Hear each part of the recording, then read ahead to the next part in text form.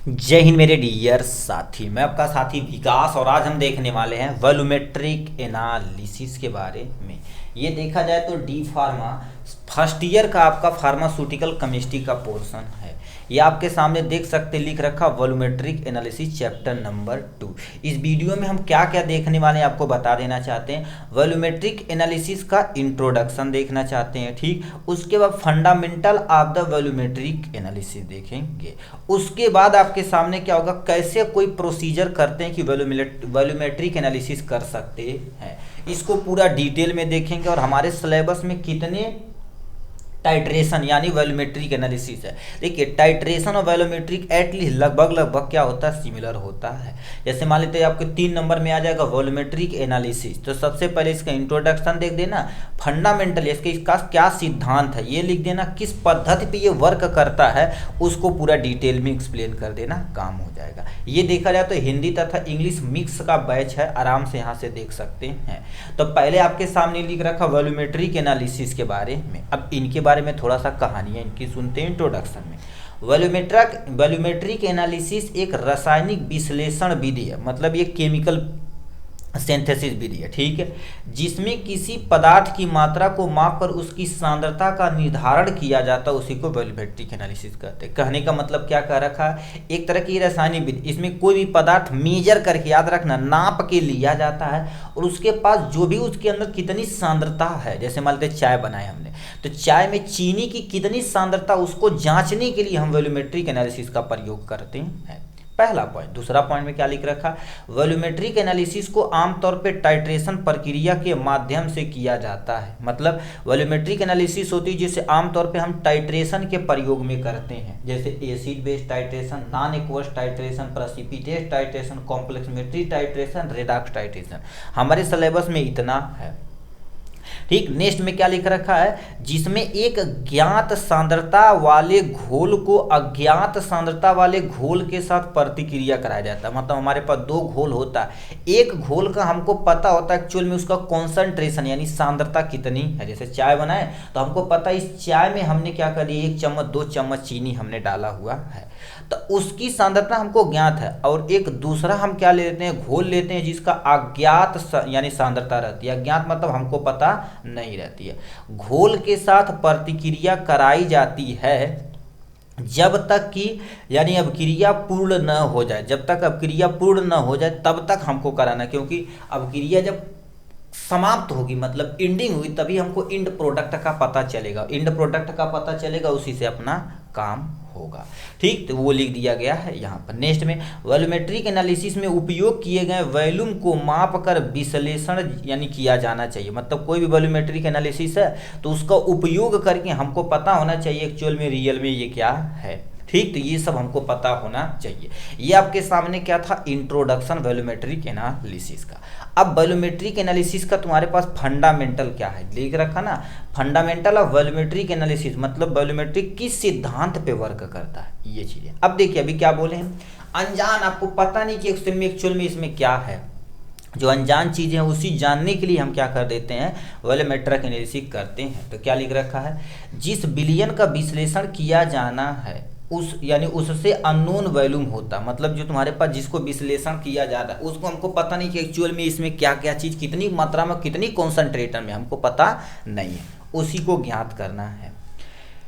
एक इंडिकेटर के यानी परजेंस से अज्ञात का पता चलते हैं, मतलब इंडिकेटर और कुछ भी हो सकता है। जैसे मान लेते हैं हमने 2-3 सोल्यूशन ले लिया, मान लेते एक सोल्यूशन ये ले लिया, एक सोल्यूशन ये ले लिया, ठीक है। हम क्या कर देते हैं आपको इस पे बताते हैं, ठीक है। जैसे आपने क्या कर दिया है, नॉर्मल बात की जाए, ठीक है, तो आपने 2 चीज़ लिया, तो मान लेते एक सोल्यूशन इसमें आपने ले लिया, उसका नाम ए दे दिया। उसके बाद हमने क्या कर दिया, एक सोल्यूशन और ले लिया, इसका नाम बी दे दिया। हमको नहीं पता कि कौन एसिड है कि कौन बेस, हमको नहीं पता। इसमें क्या कर देंगे, एक कोई भी इंडिकेटर लाएंगे, चाहे आप फिनोप्थलीन लेकर आएंगे, चाहे मिथाइल ऑरेंज लेकर आएंगे, ठीक है, मिथाइल ऑरेंज लेकर आएंगे, या आपके सामने क्या होना चाहिए, लिटमस पेपर होना चाहिए। कैसा होना चाहिए, लिटमस पेपर होना चाहिए। लिटमस पेपर ये बताता है कि कोई चीज़ एसिडिक है कि बेसिक, उसी को इंडिकेटर बोलते हैं। इसके प्रेजेंस में पहले तो पता चल जाएगा कि भैया ये एसिड है कि ये बेस है, ठीक। तो अपना काम हो जाएगा। जैसे मान लेते एसिड है तो ये क्या कर देगा, ब्लू लिटमस को किस में कन्वर्ट कर देगा, रेड में। ये आपके सामने ब्लू को जब रेड में कन्वर्ट कर देना तो समझ जाना एसिड है। अब ये इसको शॉर्ट फॉर्म में बार बोलते हैं। बी से आपके सामने क्या हो जाएगा, ब्लू, ए से एसिड, आर से तुम्हारे पास, ठीक है, ये रेड हो जाएगा। ठीक है, तो ब्लू से जब रेड होगा तो समझ जाना एसिड। अब मान लेते हैं तुम्हारे पास बेस पे आते हैं, जिसको हम क्या बोलते हैं आपके सामने, आर बी बी बी बोलते हैं। यानी जब रेड से किस में होता, ब्लू में कन्वर्ट होता तो समझ जाना वो बेस है। ठीक है, क्या हो जाएगा गुरुदेव, बेस, इससे होता। अब फिनाफ्थलीन एसिड के साथ कोई रिएक्शन नहीं करता, बेस के साथ किस कलर का देता, पिंक कलर का देता। तो ये सब जितने भी चीज बताए जा रहे हैं सब आपके सामने इंडिकेटर। तो इंडिकेटर ये बताता कि अज्ञात में क्या एसिडिक है कि बेसिक। एक चीज तो पता चला कि भैया अच्छा एसिडिक है या बेसिक। नेक्स्ट में टाइट्रेशन मेजर करता है, ठीक है, और वॉल्यूम कंप्लीट या और सॉल्यूशन के रिएजेंट के बीच में होता है। कहने का मतलब जो टाइट्रेशन मेजर करता है वो वॉल्यूम को कंप्लीट तथा सॉल्यूशन के बीच के रिएजेंट के बीच की बताता है। ठीक, ये हो गया।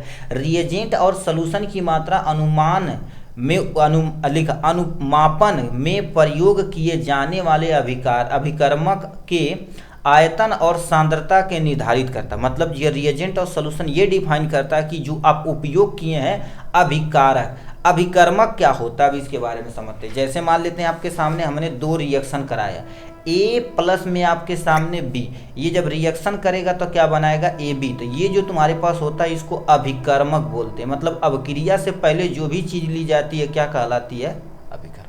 जो बन के तैयार होता है इसको क्या बोलते हैं, उत्पाद, यानी प्रोडक्ट बोला जाता है। ठीक, तो वही चीज आपके सामने यहाँ पर लिख दिया। देखो, रिएजेंट तथा सॉल्यूशन की मात्रा अनुमापन के उपयोग किए जाने वाले अभिकर्मक, मतलब जो पहले प्रयोग किया गया, कि आयतन और सांद्रता के बीच का निर्धारण करता है, जो क्या कहलाता है, वॉल्यूमेट्रिक। ये फंडामेंटल यूनिट होती है कि मतलब सबसे पहले क्या करना पड़ेगा आपको, इंडिकेटर से पता करना पड़ेगा कौन कौन से अभिकर्मक आप ले रहे हैं, वो भी आइडेंटिफाई करना पड़ेगा यहाँ से। ठीक, अब हम नेक्स्ट पे आ जाते हैं। नेक्स्ट में क्या लिख रखा है यहाँ से, procedure for the volumetric analysis. मतलब कौन कौन से प्रोसीजर हैं जिसके द्वारा हम वॉल्यूमेट्रिक एनालिसिस कर सकते हैं। एक विशिष्ट टाइट्रेशन एक बीकर अथवा फ्लास्क से शुरू किया जाना चाहिए। ठीक है, जिसमें टाइट्रेशन की सटीक मात्रा होनी चाहिए। ठीक, कहने का मतलब एक कोई बर्तन लेंगे, बर्तन में तुम्हारे पास उस पर लिखा होना चाहिए। जैसे नहीं होता है, मेजरिंग सिलेंडर लेते हैं, आप मेजरिंग सिलेंडर लेते हैं तो उसमें लिखा रहता है 1 ml 2 ml 10 50 कितना ml लिए हैं, तो वो पता होना चाहिए। उस बीकर पे लिखा होना चाहिए कितना मात्रा आप ले रहे हैं। तो शुरू किया जाना चाहिए टाइट्रेशन की सटीक मात्रा, यानी आपको पता होना चाहिए कि हमने 20 ml लिया, 30 ml लिया, 10 ml लिया, 250 ml लिया, कितना हुआ ये पता होना चाहिए। ठीक, नेक्स्ट में सॉल्यूशन का एनालिसिस करना जरूरी होता। कोई भी सॉल्यूशन ले तो उसकी सटीकता पता होनी चाहिए। सबसे पहले इंडिकेटर से पता कर देंगे एसिड है कि बेस, एक चीज पता चला। दूसरा चीज एनालिसिस करना चाहिए कि लगभग क्या है। पहले एनालिसिस करेंगे, बाद में तो कलर भी चेंज कर सकता है, स्मेल भी चेंज कर सकता है, सारी चीज़ें।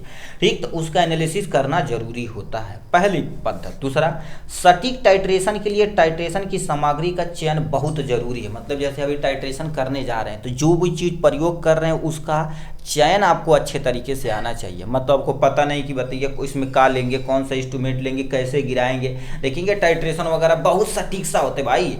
टाइट्रेशन वोशन करेंगे ना तो देखिए टीचर भी बहुत केयरफुल्ली करेंगे तभी कर पाते हैं। ठीक है, तो देखेंगे ऐसे होता है और यहाँ पर तुम्हारे पास क्या होता है, ऐसे प्रेजेंट होता है। इसमें ड्रॉप वाइज गिराया जाता है, एक भी ड्रॉप ज़्यादा होगा तो पूरा कलर खराब हो जाता है। ठीक, अब उस यमेल को जब गिरता रहेगा तो यमेल इस पर छपता रहेगा आराम से यहाँ से। वही बोला गया है सटीक टाइट्रेशन के लिए टाइट्रेशन की सामग्री का चयन करना बहुत जरूरी होता है। पहला पॉइंट, टाइट्रेशन में थोड़ी मात्रा में इंडिकेटर जोड़ना चाहिए। इंडिकेटर ये बताता है कि भाई ये एसिडिक है कि बेस, हम पहले बोल चुके हैं।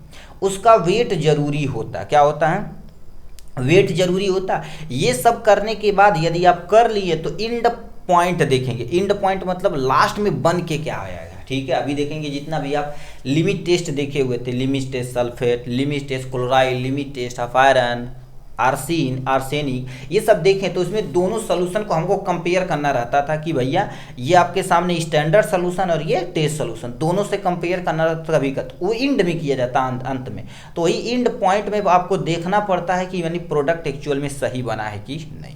ये आपके सामने प्रोसीजर होता है। अब इसमें हमारे सिलेबस में अकॉर्डिंग देखा जाए तो इतने टाइट्रेशन है। क्या लिख रखा? टाइट्रेशन इन आवर सिलेबस, मतलब एसिड बेस्ड टाइट्रेशन हमारे सिलेबस में है। एसिड बेस्ड टाइट्रेशन में जैसे मान तो कोई चीज़ दे दिया जाए भाई ये एसिडिक नेचर है कि बेसिक नेचर, उसको आइडेंटिफाई करने के लिए हम एसिडिक बेस नेचर का प्रयोग करते हैं। नॉन एक्वस सोल्यूशन, कुछ ऐसे सोल्यूशन होते हैं जो पानी में नहीं घुलते, उनको भी तो हम टाइट्रेशन के जरिए पहचान सकते हैं। तो नॉन एक्वस टाइट्रेशन को भी हमको देखना पड़ेगा। प्रेसिपिटेशन टाइट्रेशन, इसको भी हमको देखना पड़ेगा। कॉम्प्लेक्समेट्री टाइट्रेशन को भी देखना पड़ेगा। रेडॉक्स टाइट्रेशन हो जाएगा जियोमेट्रिक, ठीक है, ग्रेविमेट्रिक टाइट्रेशन हो जाएगा यहाँ से। चाहे टाइट्रेशन रहे चाहे एनालिसिस रहे, यानी वॉल्यूमेट्रिक एनालिसिस, बात एक ही है। अब हमारे एग्जाम के पॉइंट ऑफ व्यू से देखा जाए तो एसिड बेस्ड टाइट्रेशन इंपॉर्टेंट है, रेडॉक्स हो जाएगा, और ग्रामेट्रिक एनालिसिस इंपॉर्टेंट में से एक है। इंपॉर्टेंट देखिए, पढ़े के यदि मान लेते आप टारगेट किसी और हायर एग्जाम का कर रहे हैं तो आप बढ़िया से पढ़ सकते हैं सबको, बट आपको इस टाइट्रेशन में कम से कम 3 टाइट्रेशन को पूरा डिटेल में देखना पड़ेगा। ठीक, तो आपके सामने एक एक टाइट्रेशन को हम क्या करें, क्योंकि टाइट्रेशन लेंदी है, इसमें ऐड करेंगे तो वीडियो थोड़ा सा लेंदी हो जाएगा। ठीक, आपको देखने में बोरियत मजा आएगा नहीं। ठीक, तो एसिड बेस्ड टाइट्रेशन आपके सामने देखिए ये दे रखा, इसमें फिर तीनों थ्योरी को एक्सप्लेन करना पड़ेगा, तब आगे करना पड़ेगा। ठीक, फिर तब जाके ये मतलब 3 पेज में क्या होगा, एसिड बेस्ड टाइट्रेशन खत्म होगा। तो चलिए चिंता न करिए, अगले दिन नेक्स्ट वीडियो में मिलेंगे। देखिए थोड़ा पढ़िए, सॉलिड पढ़िए, जिससे आपका हर एक कॉन्सेप्ट क्लियर हो सके आराम से। ठीक, तो चलिए आज के लिए बस इतना ही, फिर मिलेंगे नेक्स्ट वीडियो में नेक्स्ट टॉपिक के साथ। तब तक के लिए bye bye and take care.